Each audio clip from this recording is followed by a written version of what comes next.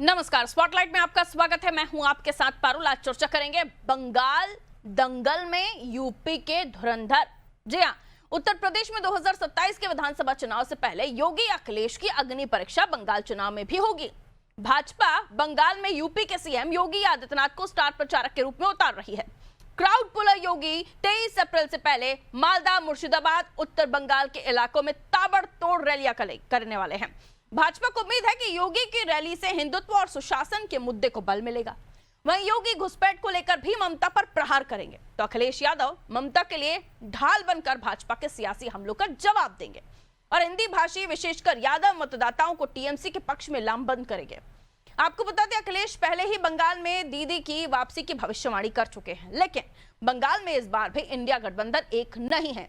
UP में अखिलेश के साथ खड़ी कांग्रेस बंगाल में उसी टीएमसी के खिलाफ मैदान में है, जिसका प्रचार करने अखिलेश बंगाल जा रहे हैं। ऐसे में अखिलेश के प्रचार से कहीं बंगाल में खेला उल्टा तो नहीं हो जाएगा। और इस बार बंगाल में योगी का सक्सेस रेट क्या रहने वाला है, जानेंगे इन सवालों के जवाब। उससे पहले इस पर कुछ बयान और रिएक्शंस हैं, वो आपको सुनवा देते हैं। देखिए, क्या उत्तर प्रदेश से जब भी अखिलेश यादव किसी और प्रदेश में गए हैं तो जाहिर सी बात जहाँ जहाँ गए हैं वहाँ हार का सामना करना पड़ा है। इस बार भी ये टीएमसी को हराने जा रहे हैं, ममता जी को कमज़ोर करने जा रहे हैं। लेकिन योगी आदित्यनाथ जी जहाँ जहाँ गए हैं वहाँ वहाँ जीत का परचम लहराया है और इस बार भी पश्चिम बंगाल में हम जीत का परचम लहराएंगे। माननीय राष्ट्रीय अध्यक्ष अखिलेश यादव जी की कुछ जनसभाएं लगी हुई हैं। ये जनसभाएं क्यों जरूरी हैं? पश्चिम बंगाल के लोगों को भी जानना चाहिए कि उत्तर प्रदेश के मुख्यमंत्री आएंगे और बहुत सुशासन और तमाम ऐसी बातें करेंगे, लेकिन दरअसल हकीकत में उत्तर प्रदेश आज एक असफल प्रदेश बन के रह गया है। सिर्फ सांप्रदायिक एजेंडा और बुलडोजर एक्शन ही इनकी यूएसपी है। बाकी हर मुद्दे पे, चाहे वो कानून व्यवस्था हो, बुनियादी बातें जितनी हैं, किसानों की समस्याएं, युवाओं की समस्याएं, गरीबों की समस्याएं, सब अपने आप पैर फैलाए खड़ी हैं। योगी आदित्यनाथ जी उत्तर प्रदेश में हर मोर्चे पर फेल हो चुके हैं। दलितों, महिलाओं को निशाना बनाकर उत्तर प्रदेश में मारा गया। जाति और धर्म देखकर भाजपा योगी आदित्यनाथ सरकार ने कार्रवाई की। मुसलमानों के घरों को निशाना बनाया गया। ब्राह्मणों को जातिवादी सरकार ने मरवाया और हत्यारों को संरक्षण दिया। बेरोजगारी, महंगाई चरम पर। तो ऐसे में वो क्या बताएंगे जाके? वो सिर्फ और सिर्फ धार्मिक ध्रुवीकरण की राजनीति कर सकते हैं, जिसको जनता ने 2024 में पहले ही नकार दिया है। तो भारतीय जनता पार्टी योगी आदित्यनाथ का पश्चिम बंगाल में कुछ नहीं चलने वाला। इंडिया गठबंधन वहां पर जीतेगा और जो बीजेपी की सोच है बांटने की, वो हारेगी। तो यूपी के धुरंधर पश्चिम बंगाल में संभालेंगे मोर्चा। योगी आदित्यनाथ का स्ट्राइक रेट क्या रहा है, सक्सेस रेट क्या रहा है, ये मुझे बताने की जरूरत नहीं है। अखिलेश जी ने भी बंगाल जब वो पहुंचे तो ममता जी को फायदा ही दिलाया, लेकिन इस बार तस्वीर अलग है। तो सवाल यही कि क्या बंगाल की लड़ाई असल में यूपी के 2027 का सेमीफाइनल है, क्योंकि वहां जाकर इन्हें अपने आप को साबित तो करना ही है। क्या दीदी का रक्षा कवच अखिलेश यादव बनेंगे और योगी का बुलडोजर सब ढहा देगा? यूपी में जो दो लड़के नहीं कर पाए, क्या अखिलेश बंगाल में ममता के साथ मिलकर कर पाएंगे? तो क्या जय श्री राम का नारा और खेला होबे पर ये भारी पड़ेगा? लड़ाई कुछ इसी तरह होगी। आइए हम समझने की कोशिश करते हैं। मेहमान हमारे साथ जुड़ गए हैं, आपको उन्हीं की तरफ लिए चलती और उनसे जानने की कोशिश होगी। प्रमोद मिश्रा जी हमारे साथ जुड़े हुए हैं भारतीय जनता पार्टी से। सर वेलकम आपका। अशोक यादव जी सपा से हमारे साथ बने हुए, सर आपका भी बहुत बहुत स्वागत। Doctor H N Upadhyay ji Congress प्रवक्ता हैं, हमारे साथ जुड़े हुए हैं, आपका भी स्वागत करती हूँ। सबसे पहले मैं आज कांग्रेस से सवाल पूछना चाहूंगी। उपाध्याय जी, यहाँ आपके बड़े भाई हैं अखिलेश जी, वहां आपके धुर विरोधी बनकर ममता दीदी का साथ दे रहे हैं। गठबंधन का फेलियर नहीं है ये? देखिए पारुल जी, पश्चिम बंगाल में कांग्रेस पार्टी निश्चित रूप से अलग चुनाव लड़ रही है, लेकिन भारतीय जनता पार्टी को ही हम लोग हराने का काम करेंगे। ममता बनर्जी दीदी जो आप कह रही है, निश्चित रूप से वहां पर लड़ाई लड़ रही है, हम लोग उनके खिलाफ लड़ेंगे चुनाव। और कुल मिला के जबकि केंद्र में हम लोग तो इंडिया गठबंधन के साथी है, इंडिया गठबंधन की जीत मानी जाएगी, भले हम लोग अलग अलग चुनाव लड़ेंगे। जिस तरह से कांग्रेस काहे पार्टी इतने पश्चिम सारे बंगाल को आरोप लगा रहे हैं फोकस ममता दीदी पर? भ्रष्टाचारी, निरंजन जी तानाशाह कह रहे हैं, तो इंडिया गठबंधन की जीत ही होनी है वहां पे, तो फिर ये इतने आरोप क्यों लगा रहे हैं उनपे? देखिए जो कमियां हैं तो गठबंधन उसको वहां पर भी करेंगे। निभाइए। हमारे गठबंधन के हो चाहे जो हो, चुनाव तो हमको लड़ना है, जनता तक तो संदेश देना है। तो मिलकर हम भी लड़िए ना, सरकार बनाने क्या के लिए दिक्कत है? चुनाव- वहां पर बात नहीं हम बन भी रही। हम भी सरकार बनाने के लिए चुनाव लड़ रहे हैं, तो जब हम अपने लिए भी चुनाव लड़ रहे हैं तो जो तो गठबंधन अन्य लोग वहां पर राजनीतिक है ना लड़ रहे आपका? हैं। जी, नहीं, पॉलिटिकल पश्चिम फायदे के लिए ही गठबंधन है ना फिर आपका? नहीं, पश्चिम बंगाल पॉलिटिकल के लिए नहीं है, बंगाल की जनता के लिए हम जो है गठबंधन करते हैं। समय समय पर अगर जरूरत नहीं, पड़ता है जनता तो कब कह रही है आपको कि आप गठबंधन में रहें या ना रहें? ये तो आप लोगों का पॉलिटिकल पार्टीज का डिसीजन होता है। देखिए हम वो जो कब कह रही है कभी आपको कि आप राजनीति की ममता जी को राजनीति कर आज रही है। कोसिए, कल जीत हो जाए तो उनकी तारीफ करिए और फिर कहिए महागठबंधन की जीत है? क्यों बेवकूफ बना रहे हैं आप पब्लिक? नहीं पारुल जी, तो बीजेपी को नीतीश कुमार जी को पहले सोचती रही, हम मिलकर सरकार बना रही है, उसके लिए आप क्या करेंगी? बीजेपी कभी संजय निषाद को कोसती रही, कभी ओम प्रकाश राजभर को कोसती रही, आज मिलकर लोग सरकार बना रहे तो हैं। वो अपनी पार्टी में ले आए ना। चुनाव लड़े। आप भी चले जाइए ना नहीं, उनके हम- साथ, या उन्हें अपने साथ हम मिला क्यों लीजिए, चले जाएंगे? अलग अलग रहेंगे हम तो। जो है देश हम देश के डीएनए के साथ रहेंगे। बंगाल में हम चुनाव लड़ रहे हैं और भारतीय जनता पार्टी को हम लोग हराएंगे वहां पर चुनाव। जी, और ठीक हम है। सरकार बनाने के चुनाव लड़ रहे ठीक है, हैं। वापस मेरे सवाल पर कि यहाँ पर आपके बड़े भैया और वहां पर आपके धुर विरोधी, तो क्या अलग अलग राज्यों के साथ आपकी विचारधाराएं, आपकी दलीय राजनीति बदलती रहती है?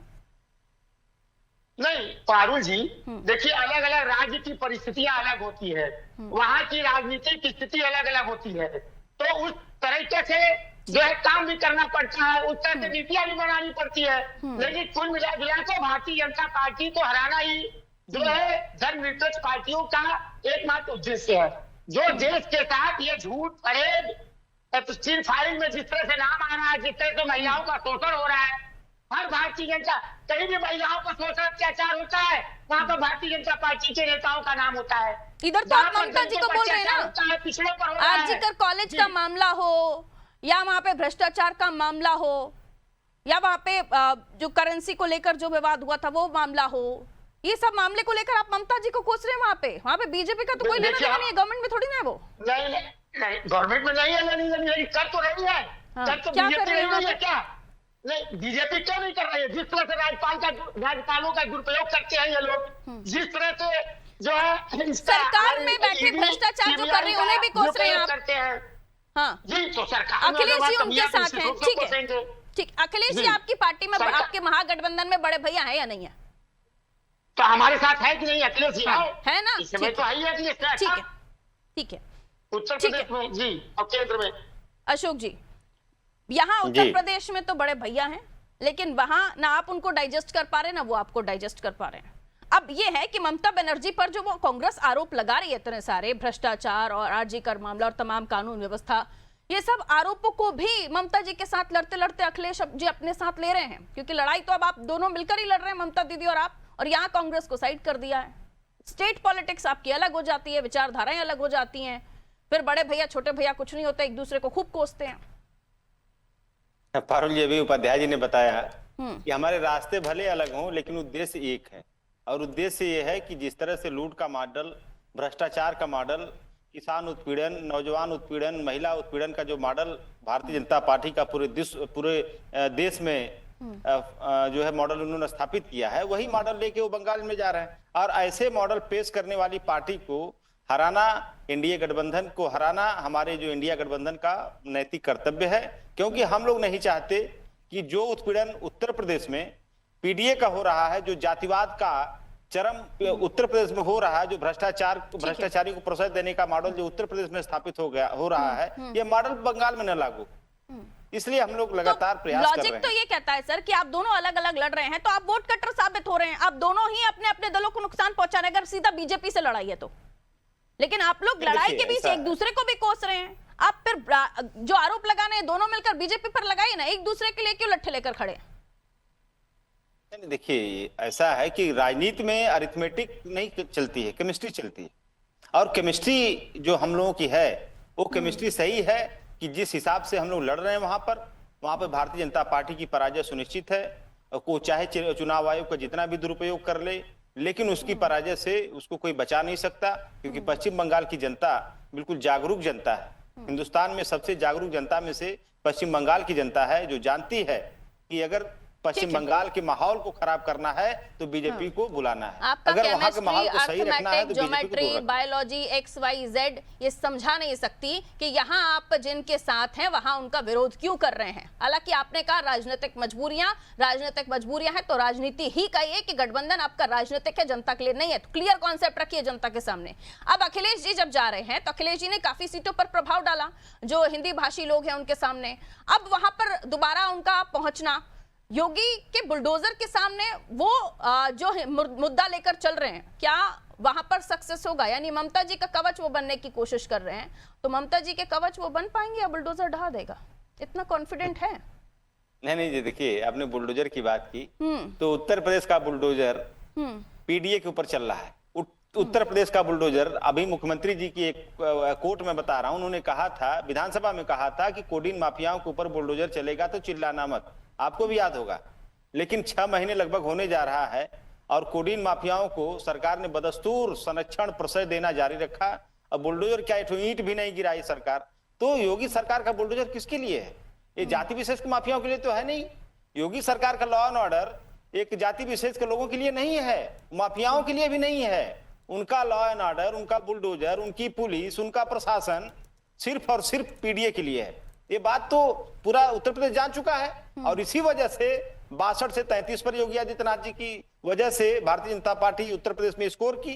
तो अब जो नेता 62 से 33 पर अपने पार्टी को उत्तर प्रदेश में लाके खड़ा कर दिया, वो नेता जा रहा पश्चिम बंगाल में भाजपा को जिताने। ये भी अपने आप में एक हास्यास्पद बात है। और मॉडल तो तब उतना प्रसिद्ध नहीं था, लेकिन अब तो और ज्यादा प्रचलित हो गया है। और तब अगर आप देखें कि योगी जी की जो सक्सेस रेट थी वहां पर कई सारी सीटों में थी, कई सारी सीटों पर सीधा बीजेपी का जो 10 से 15% वोट है वो बढ़ा, जीते भी। और अब तो वो ये बहुत ही ज्यादा, तब भी उन्होंने इसी तरह का प्रचार किया था, हिंदूवादी छवि को ही लेकर योगी जी आगे बढ़ते हैं। अब कैसे मनाइएगा वहां की पब्लिक को? अखिलेश जी और आपके समाजवादी पार्टी का बहुत ज्यादा प्रभाव है नहीं, आप वहां पहुंच रहे हैं, वहां हिंदी भाषी लोगों को ये समझाने की कोशिश करेंगे ममता जी आपकी अपनी है, लेकिन कितना समझा पाइएगा? देखिए, ममता दीदी को और टीएमसी को और वहां की जनता को जिस तरह से समाजवादी पार्टी वहां पर माननीय राष्ट्रपति जी जा रहे हैं सपोर्ट करने के लिए, ये सपोर्ट करने के पीछे जो सबसे मेन लॉजिक है कि हम लोग जो उत्तर प्रदेश की जो टॉक्सिसिटी है, जो भाजपा ने उत्तर प्रदेश समेत समूचे हिंदुस्तान में जहां जहां उनकी सरकारें हैं, जो जहर बोया है नफरत का, जो भ्रष्टाचार का मॉडल स्थापित किया है, उन भ्रष्टाचार और जहर बोने वाले और नफरती मॉडल को हम लोग नहीं चाहते कि पश्चिम बंगाल में उस मॉडल का आगमन हो। इसीलिए हम लोग, हमारे राष्ट्रीय जी पश्चिम बंगाल में जा रहे हैं, वहां की जनता से इंटरेक्ट होंगे, वहां की जनता से बात करेंगे। 2027 का सेमीफाइनल मान रहे हैं आपकी जीत या बीजेपी की जीत? देखिए, हर राज्य का पारुल जी चुनाव अलग होता है। उस राज्य के चुनाव को किसी अन्य राज्य के चुनाव से जोड़ना मुझे लगता है ठीक नहीं है। इसी तरह बिहार को जोड़ा जा रहा था, इस तरह पश्चिम बंगाल को जोड़ा जा रहा है। लेकिन हर राज्य का चुनाव अलग होता है, परिस्थितियां अलग होती हैं। लेकिन मैं आपको बता दूं कि पश्चिम बंगाल का जो चुनाव है, ये चुनाव भारतीय जनता पार्टी जैसे पिछली बार 77 सीट पाई थी, इस बार उसकी आधी सीट पाने जा रही है। क्यों? क्योंकि इन्होंने जो झूठ बोला था, ये झूठ का गुब्बार लोकसभा में जनता ने इनको देख करके 240 पे ला दिया। तो ये क्या बताने जा रहे हैं? मैं तो यही कह रहा हूं, योगी जी क्या बताने जा रहे हैं पश्चिम बंगाल में? एक भी चीज ऐसी बताएं। पश्चिम बंगाल में पीडी और संविधान का मुद्दा लेकर जा रहे हैं क्या अखिलेश जी? नहीं, पश्चिम बंगाल में पीडीए का मुद्दा तो है, संविधान का भी मुद्दा है, डेवलपमेंट का मुद्दा है कि उत्तर प्रदेश में जिस तरह से हम लोगों ने विकास का नया आयाम स्थापित किया है, उस बात को लेकर के राष्ट्रपति जी जा रहे हैं। हमने युवाओं को, हमने बच्चियों को, हमने महिलाओं को, हमने यहाँ के नवयुवकों को, सबके लिए कुछ न कुछ किया है। हमने डायल 100 से महिलाओं के साथ आरजीकर कॉलेज मामला, ये सब मामले जो ममता सरकार के ऊपर लगे हुए हैं, उन मामलों को भी धोने जा रहे हैं क्या?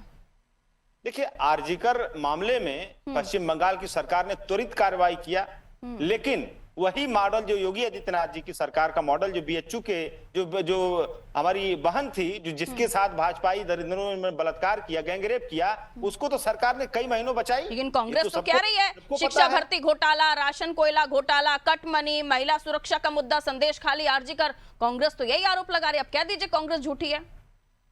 मैंने क्या कहा पारुल जी कि कांग्रेस पार्टी वहां पे अलग चुनाव लड़ रही है। अरे तो आरोपों पर हमारी बात पार्टी कीजिए ना। अब आप TMC के- वहां पर आमने सामने हैं तो आरोपों पर भी तो बात कीजिए कि ये आरोप फिर सही है कि नहीं है, कांग्रेस झूठ बोल रही है। देखिए इस तरह की चीजें अभी अगर उत्तर प्रदेश की बात कर लिया जाए तो ओम प्रकाश नहीं, राजभर मैं जी क्या उत्तर करते हैं? प्रदेश की बात तो कर ही रही हूँ, लेकिन अखिलेश जी बंगाल में मोर्चा संभालने जा रहे हैं ना, तो उस फैक्ट पर भी तो बात करनी पड़ेगी कि कांग्रेस ये बिल्कुल, आरोप बिल्कुल लगा फैक्ट रही है, पर तो वो बात आरोप सही है या गलत है? देखिए इस बात को लेकर के जो आप नहीं बोल सवाल पाएंगे कर आप। रही हैं, नहीं बोल बिहार पाएंगे के आप। बिहार विधानसभा चुनाव में ओम प्रकाश मैं राजभर जी ने बंगाल की भाजपा को बात क्या कर रही कहा हूँ, था? कट मनी, आरजी कर घोटाला, संदेश खाली, कई सारे मामले जिनके आरोप ममता जी पर लगते हैं। कांग्रेस के ही नेताओं ने, अधीर रंजन चौधरी जी ने भी उनको तानाशाह कहा है। कह दीजिए गलत है। अशोक जी हिम्मत रखिए। वो जनता बताएगी। देखिए पारुल जी, हाँ। वहां की जनता नहीं, बताएगी अरे तो आप कौन प्रचार सही कर है रहे हैं, कौन कांग्रेस गलत। के लिए प्रचार थोड़ी ना कर रहे हैं, आप ममता जी के लिए प्रचार कर रहे हैं, तो अब कहिए ममता गलत है कि बनर्जी जी सही है। के सुनिए, देखिए ऐसा है कि आप हमारे उपाध्याय जी में झगड़ा मत लगाइए। हम लोग वहां पर भले अलग अलग लड़ रहे हैं, लेकिन हम लोग जो है, हम लोग इंडिया गठबंधन के साथ हैं और उत्तर प्रदेश में इंडिया और देश में गठबंधन हमारा साथ है, पर गठबंधन राज्य में हम एक दूसरे की टांग खिंचाई हम ही कर रहे हैं। अजीब बात है सर। खैर लौट रही हूँ आपकी तरफ, बीजेपी की तरफ चले जाती हूँ। बड़ा परेशान है आप भी मुझसे, नहीं? ये ऐसी नब्ज दबाती हैं कि कुछ बोल ही नहीं पाते, फिर मुस्कुरा कर हमें जाना पड़ता है। एनीवेज लौट रही हूँ। योगी आदित्यनाथ धुआंधार रैलियां पहले भी कर चुके हैं, अभी भी उनका प्लान है प्रमोद जी, और जिस तरीके से पहले उनका सक्सेस रेट रहा है वैसा ही कहा जा रहा है। लेकिन ये भी कई बार ये भी बातें सामने आती हैं कि हर बारी आपको हर जगह योगी जी को ही क्यों भेजना पड़ रहा है। राज्यों में आपके खुद के दमदार चेहरे नहीं है, वहां पर आपने प्रिपरेशन नहीं की हुई है, और फिर भी योगी जी के प्रचार के बाद इतना अच्छा परफॉर्मेंस, लेकिन बहुत बड़ा परफॉर्मेंस नहीं था कि आप हरा पाते ममता जी को। अभी क्या सोचकर चल रहे हैं, कितना आप कॉन्फिडेंट हैं? जी नमस्ते पारुल जी, और नमस्ते सर। कि दोनों दलों के प्रवक्ताओं को भी मेरा विनम्र अभिवादन, आपके माध्यम से आपके दर्शकों को भी मेरा प्रणाम। यही जो आपने हमें आमंत्रित करने से पहले जो एक ओपनिंग रिमार्क दिया कि आपके योगी जी जा रहे हैं, ये जा रहे हैं, भाई यही तो एक संगठन के रूप में हमारी पहचान है। परिवारवादी दल होता, 10 जनपद से चलता होता, या कन्नौज अथवा सैफई से चलता होता, तो स्टार प्रचार एक ही होता, 2 ही होते। हमारे पास तो पूरा का पूरा एक संगठन है, पूरा अमला खड़ा है। अभी आप देखिए स्टार प्रचारकों की लिस्ट में 20-22 लोग होंगे, सभी चाहते हैं। और योगी जी निसंदेह एक लोकप्रिय नेता हैं, प्रदेश के भी और देश के भी।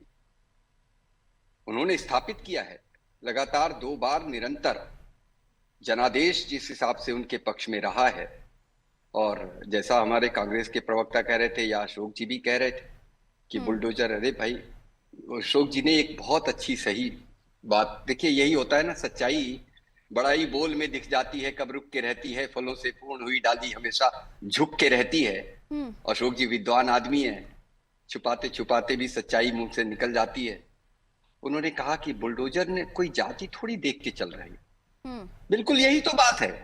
कानून व्यवस्था ऐसी ही होनी चाहिए, कोई वर्ग नहीं, कोई जाति नहीं, आतंक का कोई वर्ग नहीं होता, यही तो कहते हैं।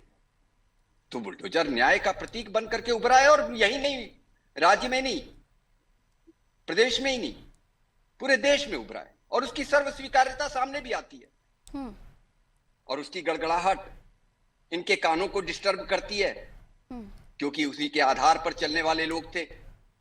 कांग्रेस के प्रवक्ता अभी कह रहे थे कि क्या करते हैं, कि लड़ना तो था ही, जनता को संदेश देने के लिए चुनाव लड़ रहे हैं। और अशोक जी बोल गए कि इंडी गठबंधन जीतेगी। तो क्या इंडी गठबंधन से यह कब निर्णय हुआ कि कांग्रेस को निकाल दिया गया? अधीर रंजन चौधरी वहां पर चिल्ला रहे हैं कि तानाशाह को हटा देंगे, और उनके खिलाफ अशोक जी और उनका दल खड़ा है, और यहाँ कह रहे हैं हम साथ साथ हैं, और यहाँ कह रहे हैं हम साथ साथ हैं। 31 मार्च 2026 30 मार्च 2026 सदन में खड़े होकर के इस देश के यशस्वी गृह मंत्री ने ये कहा कि लाल गलियारे का सफाया हो गया, उस जगह जा रहे हैं। लाल गलियारे के सफाई पर इन्होंने कुछ नहीं कहा। लाल टोपी का वहां क्या प्रभाव है? कोई प्रभाव नहीं होगा। यह भी देखना बड़ा रोचक होगा कि कौन सी सीट पर जाते हैं और वो सीट विजय दिला पाते हैं या नहीं दिला पाते हैं। एकदम वैसे ही होगा जैसा बिहार में हुआ था। तो प्राइवेट लिमिटेड पार्टीज को कौन स्वीकारता है उसकी? भाई कोई नहीं है। अभी हाथ का पंजा आप देख लीजिए, पीछे उपाध्याय जी बैठे हुए हैं, उस हाथ के पंजे में फेट लाइन ही गायब है। जब हाथ में से फेट लाइन ही गायब हो गई तो फिर तो फ्यूचर ही क्वेश्चन में, अधर में, भविष्य ही गर्त में, और वो तो सामने दिख रहा है। लेकिन एक बात मानना पड़ेगा, अभी अशोक जी ने एक बात कह दी, जो वही बात कह दी समाजवादी पार्टी, मैं तो कहूंगा अशोक जी क्यों, समाजवादी पार्टी ने अभी यही बात कह दी कि बंगाल की जनता इस देश में सबसे ज्यादा प्रबुद्ध है।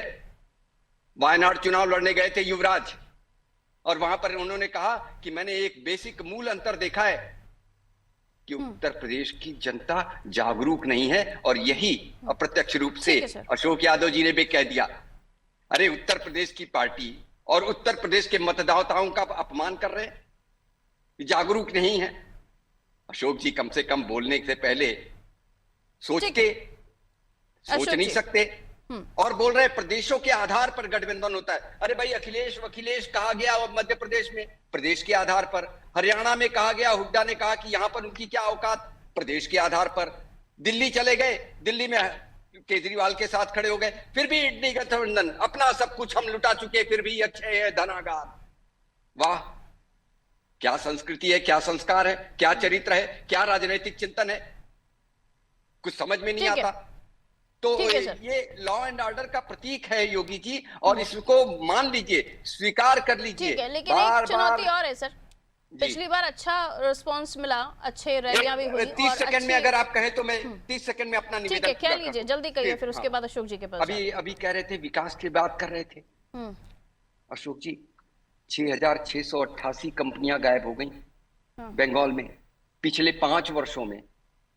पता है आपको, 5 लाख चाय बागान के वर्कर्स साफ हो गए, दिख नहीं रहे हैं। आरजी कर, संदेश खाली, किसका नाम लेंगे? आरजी कर पे आपने कभी एक शब्द बोला हो? बहुत लिमिटेड टाइम है, जवाब ले लेती हूँ आपकी बातों का। कहिए अशोक जी। 34,738 क्राइम है against women in Bengal, which is a women ruled state. एक नारी के द्वारा संचालित प्रदेश, प्रशासित प्रदेश। 34,738 क्रिमिनल केसेस है सिर्फ और सिर्फ महिलाओं के लिए। Okay sir, Ashok ji answer please. Okay Pramod sir, please रुकिए, लंबा हो गया अभी आपका, रुक जाइए जी। Ashok ji answer this. नहीं, देखिए प्रमोद जी बड़ा अच्छा अकाउंट जो है नंबर गिना रहे थे। मैं तो उनसे निवेदन करूंगा कि एनसीआरबी का यूपी वाला भी एक बार क्राइम अगेंस्ट विमेन का नंबर बता देते। कम से कम जब तक मैं बात कर रहा हूं तब तक गूगल करके बता दे। क्राइम अगेंस्ट विमेन साथ के साथ कर लेते हैं। क्राइम अगेंस्ट विमेन, देखिए Pramod ji, crime against women UP number 1, सबसे नंबर 1 शुमार है, यूपी नंबर 1 है। और ये क्यों है? क्योंकि हमारे भाजपा के लोग ही ऐसे बलात्कारियों को संरक्षण देते हैं, इसलिए एनसीआरबी के डेटा में रिफ्लेक्शन होता है यूपी जो है क्राइम अगेंस्ट विमेन में नंबर 1। अच्छा, दूसरी बात मैं आता हूं, उन्होंने कहा कि जागरूक जनता। देखिए एक कहावत है कि नुक्ता से खुदा जुदा हो जाता है। मैंने ये कहा कि जागरूक जनता के सबसे जागरूक जनता में से एक जनता पश्चिम बंगाल की भी है, और इन्होंने कहा कि मैंने कहा सबसे ज्यादा जागरूक जनता, ऐसी बात नहीं है। लीजिए, रिपीट करवा दीजिए पारुल जी, सबसे जागरूक जनता की लिस्ट में रिपीट करवा दीजिए। अभी हाँ, कंगन को आरसी क्या, पढ़े लिखे को पारसी क्या, इनके time is very much limited. Okay Upadhyay ji. तो पारुल जी देखिए, इस तरह से भ्रम फैलाया जाता है, हर जगह भ्रम फैलाते हैं। इनका काम ही भ्रम फैलाना, समाज में भ्रम फैलाएंगे। भगवान राम, आप भगवान राम की बात कर रहे हैं, लेकिन सबसे ज्यादा भगवान राम के नाम खराब इन लोगों ने किया है। ठीक, उपाध्याय जी। पारुल जी, आदरणीय प्रमोद जी सर कह रहे हैं, ये नहीं कहते हैं कि जहां जाते हैं चुनाव में मोदी जी वहां से नाता जोड़ लेते हैं। बात सही कह रहे हैं अशोक जी। उन्होंने कहा सबसे प्रबुद्ध जनता में से एक जनता है। अरे भाई, बंगाल के बुद्धि के कायर के नेक थे, अंग्रेजों ने कहा कि बंगाल के लोग सबसे अधिक हमको परेशान किए हुए हैं।